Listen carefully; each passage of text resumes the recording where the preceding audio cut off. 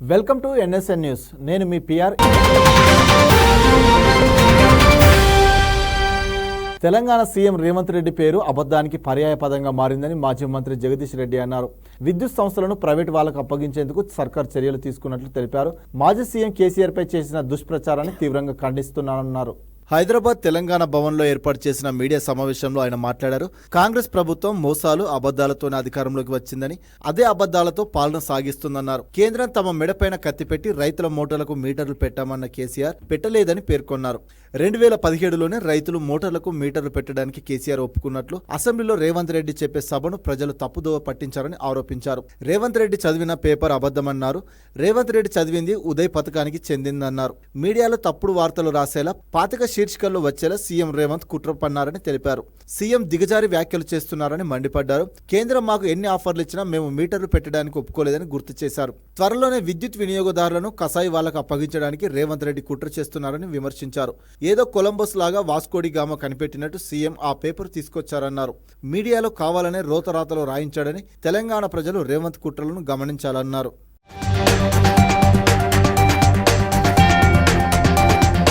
హైదరాబాద్ ప్రాంతాన్ని శాతవాహనులు, కాకతీయులు, కుతుబ్ షాహీలు పాలించినట్టు సీఎం రేవంత్ రెడ్డి తెలిపారు. రాజవంశాలు ఒక్కొక్కరిగా వారి ప్రత్యేకమైన సంస్కృతిని ఇక్కడ ముద్ర వేశారని గుర్తు చేశారు. తెలంగాణ సంస్కృతి వారసత్వాన్ని కాపాడడంలో రాష్ట్ర ప్రజలందరూ తల చేయి వేయాలన్నారు.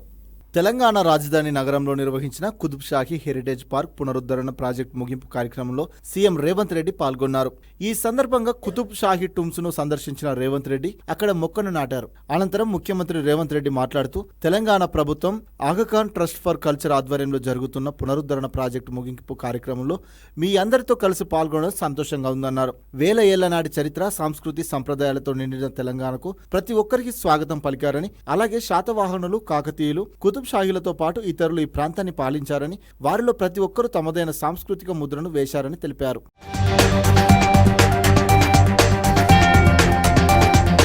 చార్మినార్, గోల్కొండ కోట, కుతుబ్ షాహీ సమాధులు, 1000 స్తంభాల గుడి, రామప్ప దేవాలయం, అలంపూర్ దేవాలయాలు వంటివి వాస్తు అద్భుతాలకు తెలంగాణ నిలయంగా ఉందన్నారు. శతాబ్దాలుగా హైదరాబాద్ గంగా జమున తెహజీబ్ గా పిలువబడుతూ బహుళ జాతులు, సంస్కృతుల సామరస్యాన్ని, సహజీవనాన్ని చూసిందని తెలిపారు. Qutb Shahi heritage park 7 tombs ఔట్స్ షాహీన్ రాజవంశ నిర్మాణ నైపుణ్యానికి, సాంస్కృతిక గొప్పతనానికి నిదర్శనంగా నిలుస్తాయని స్పష్టం చేశారు.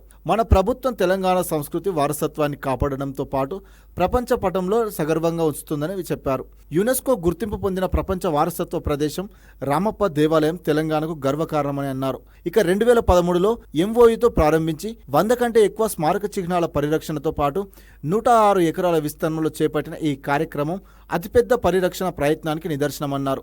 ఆగాఖాన్ ట్రస్ట్ ఫర్ కల్చర్ సహకారానికి, ఉదారతకు తెలంగాణ ప్రభుత్వం, హైదరాబాద్ ప్రజల తరపున అభినందనలు, కృతజ్ఞతలు తెలియజేశారు.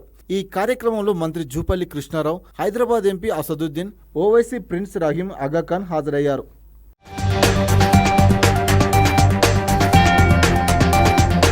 తెలంగాణలోని ప్రాజెక్టులను ప్రాధాన్యత క్రమంలో త్వరగా పూర్తయ్యేలా అధికారులు చర్యలు తీసుకోవాలని మంత్రి ఉత్తమ్ కుమార్ రెడ్డి ఆదేశించారు. క్షేత్రస్థాయిలో ఉన్న సమస్యలను గుర్తించి పనులు చేపట్టాలని స్పష్టం చేశారు.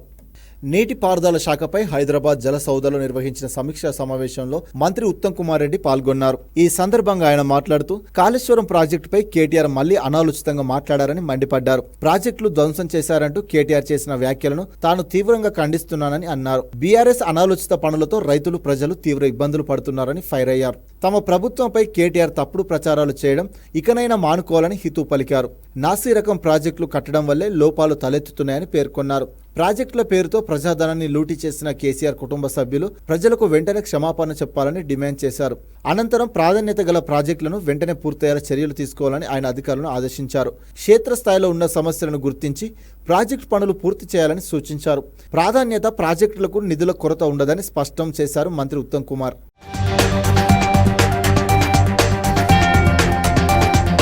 భావితరాలకు స్ఫూర్తిని అందించే సమాజ సేవకులు, ప్రముఖుల పేర్లతో ప్రభుత్వ పథకాలను అమలు చేయడం హర్షణీయమని AP deputy CM Pawan Kalyan కొనియాడారు. రాష్ట్ర విద్యాశాఖలో సర్వేపల్లి రాధాకృష్ణన్, డొక్క సీతమ్మ, అబ్దుల్ కలాం పేర్లతో పథకాలను అమలు చేసేందుకు నిర్ణయం తీసుకున్న సీఎం చంద్రబాబుకు ఎక్స్ వేదికగా ఆయన అభినందనలు తెలిపారు. ఆంధ్రప్రదేశ్లో గత ప్రభుత్వ పాలనలో అన్ని పథకాలకు ముఖ్యమంత్రి తానే పేరు పెట్టుకున్నారని గుర్తు చేశారు ఏపీ డిప్యూటీ సీఎం పవన్. ఆ దుస్సంప్రదాయానికి మంగళం పాడి విద్యార్థులలో స్ఫూర్తిని కలిగించే వారి పేర్లతో పథకాలు అమలు చేయాలని పరిణామమని కొనియాడారు. పాఠశాల విద్యార్థులకు ఇచ్చే విద్యా కానుక ద్వారా యూనిఫామ్, పుస్తకాలు, స్కూల్ బ్యాగ్, బూట్లు, సాక్స్ లాంటివి ఇస్తున్నామన్నారు. ఈ పథకాన్ని సర్వేపల్లి రాధాకృష్ణన్ అమలు చేయడం సముచితమని పవన్ కళ్యాణ్ అన్నారు. ఉపాధ్యాయ వృత్తికి వన్నె తెచ్చి ఆంధ్ర విశ్వవిద్యాలయానికి ఉపకులపతిగా, భారత తొలి ఉపరాష్ట్రపతిగా, రెండో రాష్ట్రపతిగా సమర్థంగా బాధ్యతలు నిర్వర్తించిన రాధాకృష్ణన్ జీవితం రేపటి పౌరులకు మార్గనిర్దేశం చేస్తుందన్నారు.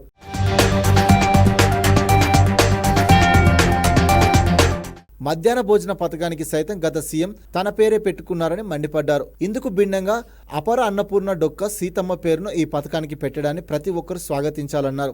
ఏ వేళలో అయినా కడుపు నిండి అన్నం పెట్టి ఆకలి తీర్చిన దానశీలి డొక్క సీతమ్మ దయాగుణం, సేవభావం విద్యార్థులకు తెలియజేయడం ద్వారా ఆ సద్గుణాలు అలవపడతాయని అభిప్రాయపడ్డారు. మన దేశపు మిస్సైల్ మ్యాన్ అబ్దుల్ కలాం పేరుతో విద్యార్థులకు ప్రతిభా పురస్కారాలు అందించడం ద్వారా యువతలో నూతనోత్తేజాన్ని కలిగిస్తుందని పవన్ కళ్యాణ్ అన్నారు. పేద కుటుంబంలో పుట్టిన కలాం ఎన్నో ఆటుపోట్ల నడుమ విద్యాభ్యాసం సాగించి శాస్త్రవేత్తగా ఎన్నో విజయాలు అందుకున్నారని తెలిపారు. తదనంతరం రాష్ట్రపతిగా ఆదర్శవంతంగా బాధ్యతలు నిర్వర్తించారన్నారు. మహానీయుల పేర్లతో పథకాలు అమలు చేయడం ద్వారా వారి సేవలను ప్రతి ఒక్కరూ స్మరించుకుంటారని అన్నారు. ఆ మహానీయుల దివ్యాశీస్సులు సీఎం చంద్రబాబు నాయకత్వంలోని ఎన్డీఏ ప్రభుత్వానికి ఎల్లవేళలా ఉంటాయని తెలిపారు.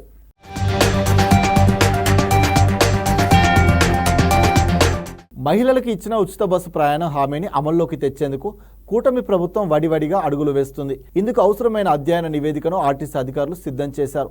ఉచిత బస్సు ప్రయాణం వల్ల ఏపీఎస్ఆర్టీసీపై నెలకు 250 కోట్ల రూపాయల వరకు భారం పడుతుందని అంచనా వేస్తున్నారు.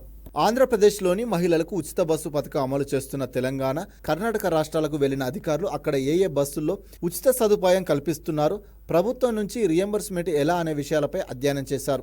ఏపీఎస్ఆర్టీసీలో నిత్యం సగటున 36 నుంచి 37 లక్షల మంది ప్రయాణిస్తున్నారని, ఇందులో 40% మంది అంటే 15 లక్షల వరకు మహిళలు ఉంటున్నారని నివేదికలో పేర్కొన్నారు. వీరికి ఉచిత ప్రయాణం అమలు చేయాల్సి ఉంటుందన్నారు. తెలంగాణ గ్రామీణ ప్రాంతాల్లోని పల్లె వెలుగు, ఆల్ట్రా పల్లె వెలుగు ఎక్స్ప్రెస్ బస్సులు, హైదరాబాద్ నగరంలో తిరిగే సిటీ ఆర్డినరీ మెట్రో ఎక్స్ప్రెస్లోనూ ఉచిత ప్రయాణం అమలు చేస్తున్నారని అధికారులు తెలిపారు. కర్ణాటకలోని గ్రామీణ ప్రాంతాల్లో ఎక్స్ప్రెస్ సర్వీసులో, బెంగళూరులోని సిటీ సర్వీసులో ఉచితంగా ప్రయాణించే విధానం అమలు చేస్తున్నారన్నారు.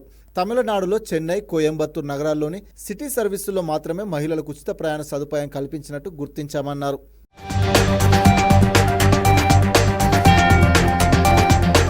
ప్రభుత్వ అధికారులపై అందిన ఫిర్యాదుల్లో ప్రాథమిక దర్యాప్తునకు అనుమతులు అవసరం లేదని హైకోర్టు తేల్చి చెప్పింది. పోలీసులు దర్యాప్తు పూర్తి చేసి తుది నివేదికను సమర్పించినప్పుడు మాత్రమే అనుమతుల అంశాన్ని పరిశీలించాల్సి ఉంటుందని ధర్మాసనం స్పష్టం చేసింది. ప్రభుత్వ అనుమతులు సమర్పించకపోవడంతో కాఫ్రా రెవెన్యూ అధికారులపై ఇచ్చిన ఫిర్యాదును మేడ్చల్ మల్కజ్గిరి జిల్లా 2వ అదనపు మెట్రోపాలిటన్ మెజిస్ట్రేట్ తిరస్కరిస్తూ ఉత్తర్వులు ఇచ్చింది. ఉత్తర్వులను సవాలు చేస్తూ కుషాయిగూడకు చెందిన కృష్ణారెడ్డి పిటిషన్ దాఖలు చేశారు. దీనిపై జస్టిస్ ఎన్ తుకారాంజీ విచారణ చేపట్టారు. పిటిషనర్ తరపు న్యాయవాది వాదనలు వినిపించారు. కాఫ్రాలోని సర్వే నెంబర్ 119లోని ప్రభుత్వ భూమి ఆక్రమణలో tahsildar Anitha, surveyor Sreeshma, revenue inspector Shalini, గీర్దవర్ విశ్వనాథ్, సబ్ రిజిస్టర్ రాజశేఖర రెడ్డిలపై ప్రైవేటు వ్యక్తులకు సహకరించారని ఫిర్యాదు దాఖలు చేశారన్నారు. అధికారులపై కేసు నమోదు చేసి దర్యాప్తు జరిపేలా పోలీసులను ఆదేశించాలని కోరారు. అయితే విచారణకు ప్రభుత్వ అనుమతులు లేవన్న కారణంగా ఫిర్యాదును తిరస్కరించారని తెలిపారు. వాదనలు విన్న న్యాయమూర్తి పోలీసుల ప్రాథమిక దర్యాప్తునకు అనుమతులు అవసరం లేదని, ఛార్జిషీట్ దాఖలు చేసినప్పుడు మాత్రమే అవసరమని తెలిపారు. ఈ మేరకు మెజిస్ట్రేట్ ఇచ్చిన ఉత్తర్వులను రద్దు చేస్తూ ఫిర్యాదును పోలీసులకు సిఫారసు చేశారు. దర్యాప్తు నివేదిక అందిన తర్వాత చట్ట ప్రకారం నిర్ణయం తీసుకోవాలని మెజిస్ట్రేట్ను ఆదేశిస్తూ పిటిషన్పై విచారణను మూసివేశారు. ఎగువన కురుస్తున్న భారీ వర్షాలతో రాష్ట్రంలోని పలు జలాశయాలు జలకళను సంతరించుకున్నాయి. వరుసగా కురుస్తున్న వర్షాల కారణంగా ఇప్పటికే జలాశయాలు నిండు కుండలను తలపిస్తూ ఉప్పొంగుతున్నాయి. గత 2 రోజుల క్రితం నుంచే కొంతమేర వర్షపాతం తగ్గడంతో కాళేశ్వరం ప్రాజెక్టులోని లక్ష్మీ మేడిగడ్డ బ్యారేజ్లోకి వచ్చే వరద నీటి ప్రవాహం తగ్గింది. ఎడతెరుపు లేకుండా కురుస్తున్న భారీ వర్షాలతో తెలంగాణలోని జలాశయాలు సముద్రాలను తలపిస్తున్నాయి. గత 2 రోజుల నుంచి వర్షాలు తగ్గుముఖం పట్టడంతో జయశంకర్ భూపాలపల్లి జిల్లా మహదేవ్పూర్ మండలం కాళేశ్వరం త్రివేణి సంగమం వద్ద వరద ప్రవాహం తగ్గింది.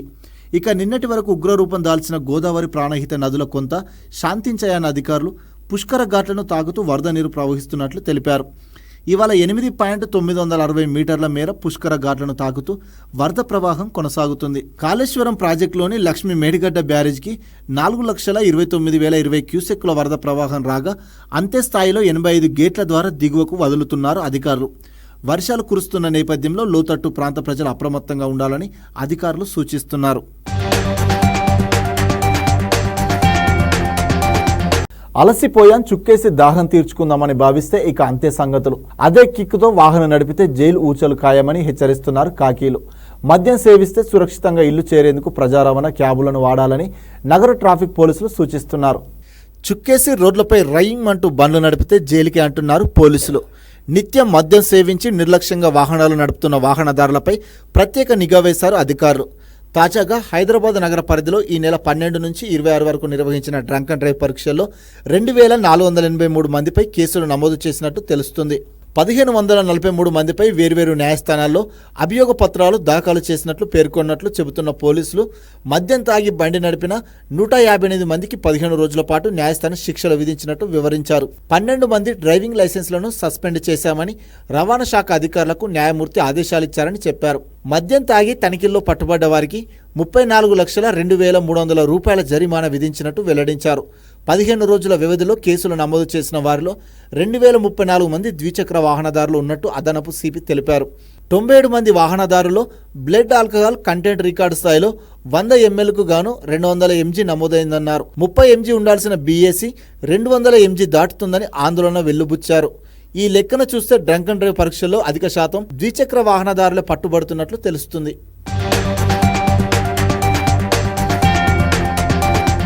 దేశవ్యాప్తంగా బొగ్గు కొరత నెలకొనడంతో తెలంగాణ, ఏపీలతో పాటు అన్ని రాష్ట్రాల్లోని 166 థర్మల్ విద్యుత్ ఉత్పత్తి కేంద్రాల్లో నిల్వలు తగ్గిపోతున్నాయి. రోజుకు సగటున 1.30 లక్షల టన్నుల కొరత ఏర్పడే అవకాశం ఉందని కేంద్ర విద్యుత్ శాఖ వెల్లడించింది. వర్షాలు కురుస్తున్నందున గనుల నుంచి బొగ్గు రవాణా చేయడానికి గూడ్స్ రైళ్ల కొరత ఏర్పడే ఛాన్స్ ఉందని తెలిపింది. బొగ్గు కొరత ఏర్పడడంతో నిల్వల నిర్వహణపై రాష్ట్రాలను హెచ్చరిస్తూ ఆదేశాలు జారీ చేసింది కేంద్ర విద్యుత్ శాఖ. బొగ్గు కొరతను అధిగమించాలన్న కేంద్రం ప్రతి థర్మల్ కేంద్రం రోజువారీగా వినియోగించే బొగ్గులో కనీసం 4% విదేశాల నుంచి దిగుమతి చేసుకోవాలని రాష్ట్రాలకు సూచించింది. దేశంలోని థర్మల్ విద్యుత్ కేంద్రాలలో 15 రోజులకు సరిపడ బొగ్గును ముందస్తు నిల్వ ఉంచుకోవాలని తెలిపింది. తెలంగాణలోని అన్ని థర్మల్ కేంద్రాల్లో కలిపి నిరంతరం 11,76,700 టన్నుల నిల్వలుండాలన్న కేంద్రం, కానీ ఈ నెల 25 నాటికి 32% తక్కువగా నమోదై 8,04,800 టన్నులే ఉన్నట్లు పేర్కొంది. ఏపీలో జెన్కో పరిధిలోని విజయవాడ, రాయలసీమ థర్మల్ కేంద్రాల్లో 16,20,100 టన్నులకు గాను 12% నమోదై 1,95,200 టన్నులే ఉందని వెల్లడించింది. విజయవాడ థర్మల్ కేంద్రంలో 6% బొగ్గు నిల్వలతో దారుణ పరిస్థితులను ఎదుర్కొంటుంది. సింగరేణి గనుల నుంచి తెలంగాణ, ఏపీ, కర్ణాటకలతో పాటు మహారాష్ట్ర, తమిళనాడు థర్మల్ కేంద్రాలకు రోజుకు కనీసం 2 లక్షల టన్నులకు పైగా బొగ్గు పంపాల్సి ఉంటుంది. కానీ మంచిర్యాల జిల్లా జైపూర్లోని సొంత థర్మల్ కేంద్రానికి సాధారణ స్థాయిలో నిల్వలు పెట్టుకోలేక సింగరేణి సతమతమవుతుంది. ఈ ప్లాంటులో నిత్యం 3.29 లక్షల టన్నుల బొగ్గు ఉండాలి. వర్షాల కారణంగా 1.60 లక్షల టన్నులే ఉంది. రోజుకు కనీసం 2.20 లక్షల టన్నులు కావాలని అన్ని రాష్ట్రాల నుంచి ఈ సంస్థపై ఒత్తిడి ఉన్నప్పటికీ వాతావరణ ప్రతికూలతల వల్ల గనులు తవ్వలేని స్థితి ఏర్పడడంతో గత 4 రోజుల వ్యవధిలో 1,00,000 టన్నుల చొప్పున కూడా బొగ్గు ఉత్పత్తి చేయలేకపోయింది. మచిలీపట్నంలోని మంగినిపూడి బీచ్ ప్రాంతాన్ని బృందావనంగా తీర్చిదిద్దుతామని మంత్రి కొల్లు రవీంద్ర అన్నారు. వైసీపీ హయాంలో పర్యాటక ప్రాంతాలు ఉనికిని కోల్పోయాయని విమర్శించారు. సముద్ర తీర ప్రాంతం సుందరీకరణ కార్యక్రమంలో ఆయన పాల్గొన్నారు. తీర ప్రాంతాల్లో ఉన్న వ్యర్థాలను సేకరించి స్వచ్ఛ సముద్ర తీర ప్రాంతం కార్యక్రమాన్ని నిర్వహించారు. సముద్ర తీర ప్రాంతాన్ని అభివృద్ధి చేస్తూ పర్యాటకులను అవసరమైన మౌలిక సదుపాయాలు సమకూరుస్తామని కొల్లు రవీంద్ర స్పష్టం చేశారు.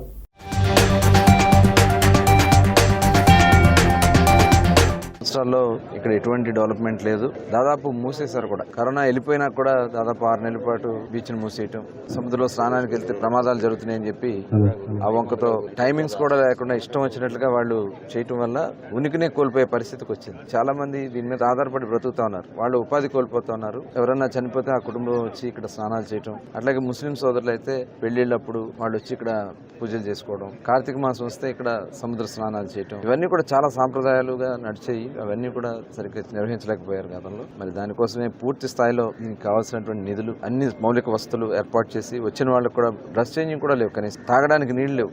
రాబోయే కాలంలో ఇక్కడ కొన్ని షవర్స్ కూడా ఏర్పాటు చేసి వచ్చిన వాళ్ళు లోపల ఉప్పు నీటిలో స్నానం చేసి వచ్చిన బయటకు వచ్చిన తర్వాత ఫ్రెష్ వాటర్తో కొద్దిగా వాళ్ళు ఫ్రెష్ అయ్యే విధంగా వాష్రూమ్స్ కూడా ఇక్కడ ఏర్పాటు చేయాలని పెట్టుకున్నాం. ట్యాంకర్స్తో నీళ్లు కొంతమంది వ్యక్తిగతంగా అమ్ముకుంటా ఉన్నారు. దాన్ని కూడా కలెక్టర్ గారి దృష్టికి తీసుకెళ్తే ఇమీడియట్ గా దాన్ని కూడా ఒక రెజల్యూషన్ చేయించి టూరిజం ద్వారా ఇక్కడ వచ్చే ప్రతి రూపాయి కూడా ఈ బీచ్ ఖర్చు పెట్టే విధంగా చేయాలని చెప్పి కూడా ఇవాళ కలెక్టర్ గారు కూడా చెప్పడం కూడా జరిగింది. అధికారం లేకపోతే జగన్ ఒక్కరోజు కుదురుగా ఉండలేకపోతున్నారని టీడీపీ ఎమ్మెల్సీ రామ్ గోపాల్ రెడ్డి విమర్శించారు. అందుకే అసత్య ఆరోపణలతో యాగి చేస్తున్నారని మండిపడ్డారు. వైసీపీ హయాంలో జరిగిన టీటీడీ అక్రమాలపైన పూర్తిస్థాయిలో విచారణ చేస్తామన్నారు.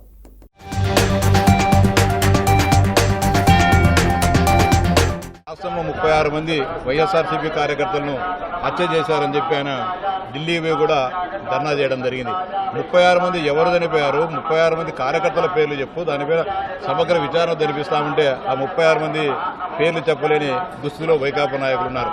అంటే కేవలం ఏదో బురద తల్లేసి మీరు కడుక్కోండి అనే విధంగా జగన్మోహన్ రెడ్డి వ్యవహార శైలి ఉంది. గతంలో అనేక రకాలైన అవకతవకలు జరగడం కానీ, నిధుల దుర్వినియోగం కానీ ఇవన్నీ కూడా జరగడం జరిగింది.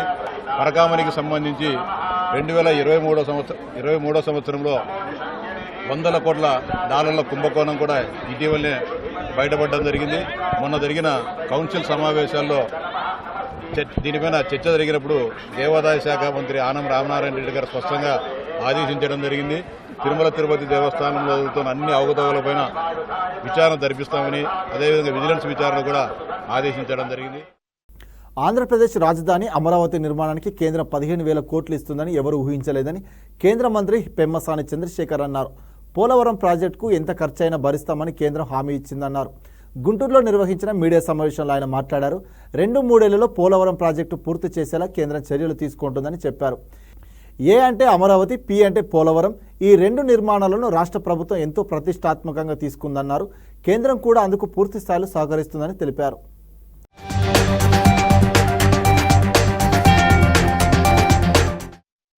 ఏపీ అంటే చంద్రబాబు నాయుడు గారికి కానీ మనకి కానీ ఇంకెవరికైనా కూడా ఏ అంటే అమరావతి, పి అంటే పోలవరం. మరి ఈ రోజున అమరావతికి 15,000 కోట్ల రూపాయలు ఎవరు ఊహించలేదు కూడా వాస్తవంగా. అంత 15,000 కోట్ల రూపాయలు బడ్జెట్లో అలొకేట్ చేస్తారని. అది పోలవరంకి ఎంత ఖర్చు అయితే అంత. పోలవరం డయాఫ్రమ్ వాల్ ఇవన్నీ పాడైపోయి 400 కోట్లు అవ్వాల్సింది ఈరోజు మళ్ళీ 900 కోట్లు అయ్యేటువంటి పరిస్థితి. కాస్ట్ ఎస్కలేషన్స్ ఉన్నా కూడా వచ్చే 2-3 సంవత్సరాల్లో దీన్ని పూర్తిగా ఫినిష్ చేసే విధంగా కంప్లీట్గా వాళ్ళు కంట్రోల్ తీసుకొని ఆంధ్రప్రదేశ్కి పోలవరం అనే దాన్ని ఇవ్వబోతా ఉన్నారు. అదేవిధంగా రైల్వే ఇక్కడ అమరావతిలో తీసుకుంటే దాదాపుగా 2,500 కోట్లతోటి exclusive capital oriented rail line already మనకు శాంక్షన్ అయింది. తెలుగు ఫిల్మ్ ఛాంబర్ అధ్యక్షుడిగా భారత్ భూషణ్ ఎన్నికయ్యారు.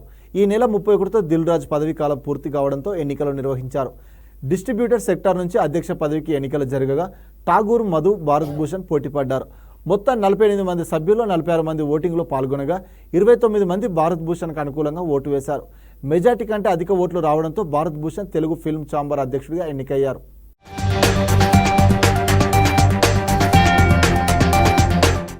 ధర్మకర్తల మండలి కమిషన్ల కోసం వారు కొన్ని అంశాలను ధర్మకర్తల మండలిలో టేబుల్ ఎజెండా కింద అరైజింగ్ సబ్జెక్ట్ కింద పెట్టారు.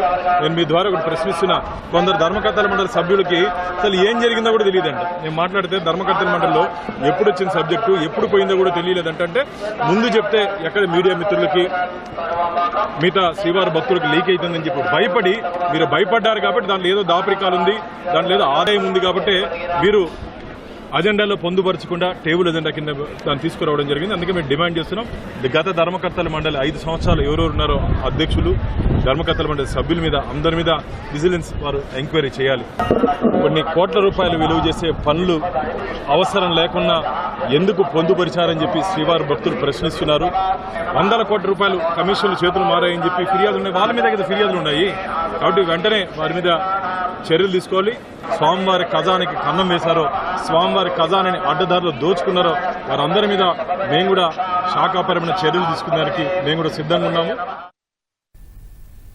గత ప్రభుత్వంలో జరిగిన భూ కబ్జాలను వెలుగులోకి తీసుకురావాలని మాజీ మంత్రి డొక్కా మాణిక్య వరప్రసాద్ ప్రభుత్వానికి విజ్ఞప్తి చేశారు. ప్రతి నియోజకవర్గంలో జగనన్న భూ కబ్జా రివర్స్ మేళా నిర్వహించి బాధితులకు న్యాయం చేయాలన్నారు. ఓ పక్క అసెంబ్లీ సమావేశాలు జరుగుతుంటే సభకు రాకుండా జగన్ తన క్యాంప్ ఆఫీసులో మీడియా సమావేశం పెట్టడం సరికాదన్నారు. రాజ్యాంగ స్ఫూర్తికి ఆయన విఘాతం కలిగించారని విమర్శించారు.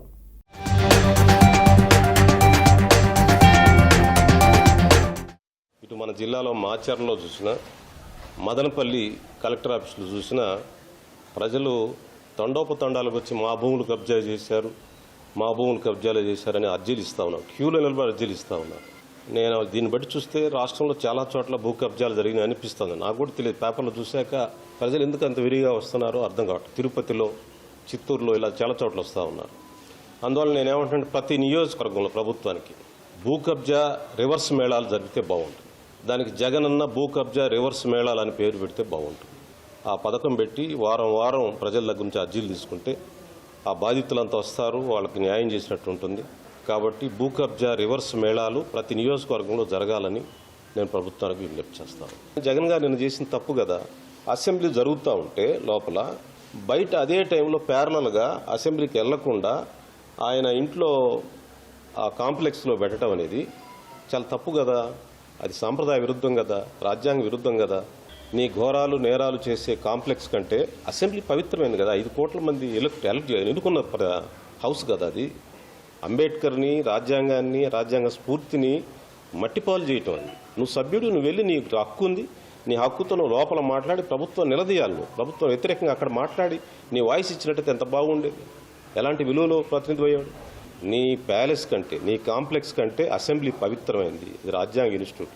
దాన్ని గౌరవించడం నీ చేత కాలేదు. అది తప్పు. ఆ మానసికత నుంచి మీరు బయటికి రావాలని వారికి నేను విజ్ఞప్తి చేస్తాను. ఫిలిప్పీన్స్ను గేమి తుఫాను అతలాకుతలం చేస్తుంది. భారీ వర్షాలతో పలు ప్రాంతాల జలదిగ్బంధంలో చిక్కుకున్నాయి. 30 లక్షల మందికి పైగా వరద ప్రభావానికి గురయ్యారు. వందల సంఖ్యలో ఇళ్లు ధ్వంసమయ్యాయి. పలు చోట్ల విద్యుత్ స్తంభాలు కూలిపోవడంతో లక్షల మంది అంధకారంలో జీవనం సాగిస్తున్నారు. కొన్ని ప్రాంతాల్లో 4 అడుగుల మేర వరద నీరు నిలిచింది. వరదల్లో చిక్కుకున్న వారిని సహాయక బృందాలు పడవల్లో పునరావాస కేంద్రాలకు తరలిస్తున్నాయి. వరద బాధితులకు ఆహారం, మందులు, ఇతర సహాయ సామాగ్రి అందజేస్తున్నట్లు అధికారులు తెలిపారు.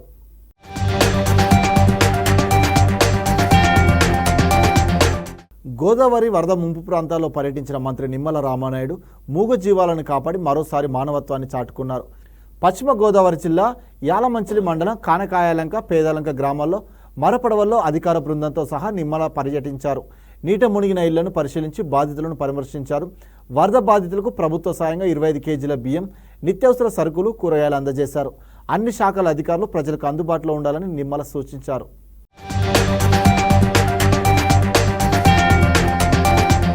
ఎలక్ట్రిక్ ఎయిర్ ట్యాక్సీలను అమెరికాకు చెందిన సూపర్నల్ అనే సంస్థ త్వరలోనే అందుబాటులోకి తీసుకురానుంది. ఇంగ్లాండ్లో జరిగిన అంతర్జాతీయ ఎయిర్ షోలో ఎలక్ట్రిక్ విమానాలను ప్రదర్శించింది. హ్యూందాయ్ మోటార్ గ్రూప్ సహకారంతో వాటిని అభివృద్ధి చేసిన సూపర్నల్ సంస్థ పట్టణాలు, నగరాల్లో ప్రయాణికులకు సౌలభ్యంగా ఉంటుందని తెలిపింది. భవిష్యత్తులో ఎలక్ట్రిక్ ఎయిర్ ట్యాక్సీలతో రోజువారీ ప్రయాణం మరింత సులభతరం కానుందని వెల్లడించింది. ఈ ట్యాక్సీగా వీటికి నామకరణం చేసినట్లు తయారీదారులు తెలిపారు. దాదాపు 60 మైళ్ళ పరిధిని కలిగి ఉన్న ఆల్ ఎలక్ట్రిక్ ఎయిర్ క్రాఫ్ట్ గంటకు 120 మైళ్ళ వేగంతో ప్రయాణిస్తుందని తెలిపారు. ఇది సురక్షితంగా ప్రయాణికులను వారి గమ్యస్థానానికి చేరుస్తుందన్నారు. ఈ ఎయిర్ ట్యాక్సీల్లో పైలట్తో పాటు 4 ప్రయాణించేందుకు వీలుంది.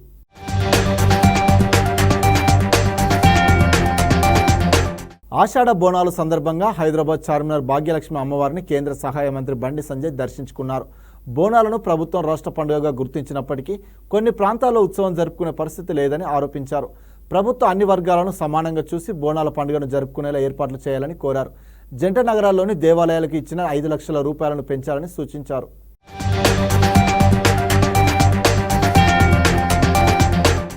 తెలుగు ఫిల్మ్ ఛాంబర్ అధ్యక్షుడిగా భారత్ భూషణ్ ఎన్నికయ్యారు.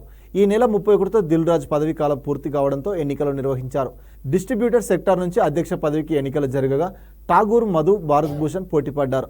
మొత్తం 48 మంది సభ్యుల్లో 46 మంది ఓటింగ్లో పాల్గొనగా 29 మంది భారత్ భూషణ్కు అనుకూలంగా ఓటు వేశారు. మెజార్టీ కంటే అధిక ఓట్లు రావడంతో భారత్ భూషణ్ తెలుగు ఫిల్మ్ ఛాంబర్ అధ్యక్షుడిగా ఎన్నికయ్యారు.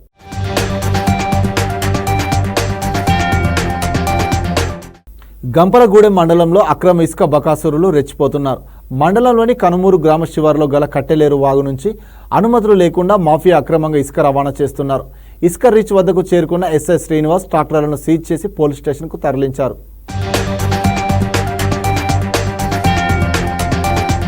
మదనపల్లి దసరాల దగ్ధం ఘటనపై ఘాటుగా స్పందించారు తిరుపతి మాజీ ఎంపీ చింతమోహన్. దసరాల కాల్చివేత ఘటనతో తన స్నేహితుడి కుమారునికి సంబంధం ఉన్నట్లు చెప్పుకోవచ్చారు. రెవెన్యూ వ్యవస్థను కూడా తన స్నేహితుని కొడుకే భ్రష్టు పట్టించాడని ఆరోపించారు. ఇవాళ మదనపల్లి సబ్ కలెక్టర్ కార్యాలయాన్ని సందర్శించిన ఆయన మాట్లాడారు. రెవెన్యూ సంబంధిత ఫైళ్లను దగ్ధం చేయడం క్షమించరాని తప్పుగా పేర్కొన్నారు చింతామోహన్. తన స్నేహితుని కుమారుడు ముఖ్యమంత్రి అయ్యాక రెవెన్యూ వ్యవస్థని సర్వనాశనం చేశాడంటూ దుయ్యబట్టారు. ఘటనకు కారకులైన నిందితులను శిక్షించాలని డిమాండ్ చేశారు. ఆఫీసును కాల్ చేశారు మదనపల్లిలో. ఇది దారుణం. దీన్ని మేము ఖండిస్తున్నాం. వేల ఎకరాల భూములకు సంబంధించిన రికార్డులను కాల్చడంలో ఆంతర్యం తెలుసుకోవాల్సిన అవసరం ఉంది. ఈరోజు పేపర్లో చూశాను, బాగా చక్కగా అన్ని విషయాలు బయటపడుతున్నాయి. వాళ్ళు ఎంత పెద్దవాళ్ళైనా కూడా వెంటనే దీనిపైన చర్యలు తీసుకోవాల్సిందిగా నేను తెలియజేస్తాను. ఈ అడంగలాలు, జమాబందీ లెక్కలు, రెవెన్యూ బోర్డులు, రెవెన్యూ రికార్డులు ఇవన్నిటినీ తారుమారు చేసినటువంటి ఘనత నా మిత్రుడు కుమారుడికే దక్కింది. రెవెన్యూ వ్యవస్థను భ్రష్టు పట్టించేశారు. ఇంతటితో ఈ వార్తలు సమాప్తం. మరిన్ని వార్తలతో మళ్ళీ కలుద్దాం. అంతవరకు చూస్తూనే ఉండండి మన NSN న్యూస్.